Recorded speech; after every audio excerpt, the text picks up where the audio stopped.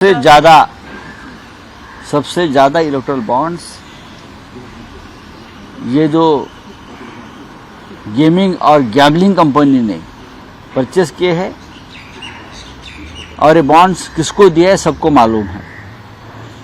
फिर भी छत्तीसगढ़ में जब चुनाव हो रहा था तो वहाँ के मुख्यमंत्री भूपेश बघेल के ऊपर इसी मामले में रेड हो गई थी, गेमिंग ऐप्स के मामले में, मालूम है ना। लेकिन यही gaming apps, gaming company, gambling company 13,000 crore के इलेक्टोरल बॉन्ड्स खरीदते हैं और वो इस देश की सत्ताधारी पार्टी के खाते में वो पैसा जाता है। मेगा इंजीनियरिंग, अब देखिए मेगा इंजीनियरिंग को कितना कॉन्ट्रैक्ट मिला है। बीकेसी में बुलेट ट्रेन का कॉन्ट्रैक्ट हो या और कोई कॉन्ट्रैक्ट, हजारों करोड़ के कॉन्ट्रैक्ट देकर उनसे सैकड़ों करोड़ का इलेक्टोरल बॉन्ड्स खरीदा गया है, लिया गया है। हाँ, पाकिस्तान की कंपनी है उसमें, ये पाकिस्तान की कंपनी यहाँ इलेक्टोरल बॉन्ड खरीदी करती है और बीजेपी के खाते में पैसा जाता है। किस लिए?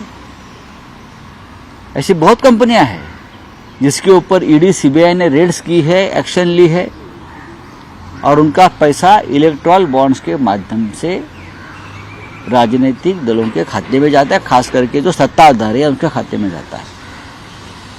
तो प्रधानमंत्री जी का जो न खाऊंगा न खाने दूंगा का जो नारा है वो कहाँ जाता है?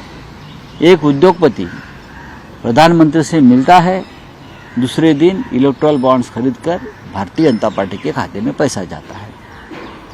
भ्रष्टाचार का सबसे बड़ा स्रोत कोई होगा तो प्रधानमंत्री कार्यालय है।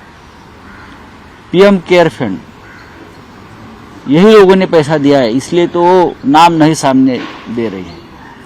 लाखों करोड़ जमा हुए पीएम केयर, जो प्राइवेट फंड है और बताया गया कि ये सरकारी फंड है, ये प्रधानमंत्री कार्यालय का फंड है, लेकिन ये पूरी तरह से प्राइवेट ट्रस्ट, प्राइवेट फंड है।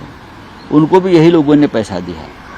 इस देश के इतिहास का ये सबसे बड़ा घोटाला, सबसे बड़ा स्कैम है और मोदी सरकार को, प्रधानमंत्री मोदी को अगर नैतिकता होगी तो एक दिन भी वो सत्ता पर नहीं रहेंगे।